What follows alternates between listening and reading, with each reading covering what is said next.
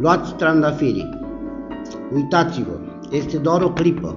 Priviți, cum intră primăvara cu sânge verde, îmi pregătesc caietul să scriu un pic despre acest fenomen ce sosește în tăcere, poate o boară ușoară, de misterul, o să clatine frunzele liliacului, ale murilor și a lunilor, o să poată parfumul zâmbelor în piețe, peste mormintele proaspete, peste cele uitate, și o să amintească celor vii și celor morți că încă martie este o zi ce este numită a poeților, a poeziei.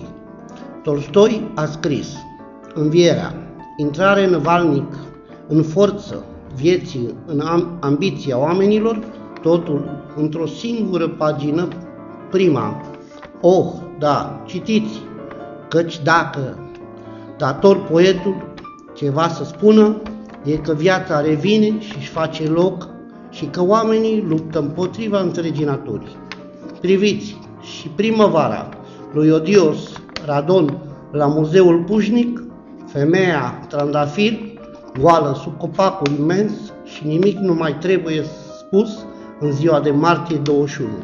Am scris, cu ani mulți în urmă, primăvara aceasta, când creșteau lauri și orfeni, cununii ale victoriei, luați trandafirii, până nu se scutură petalele și foi de carte și abandonează firavei nădejdi a poetului.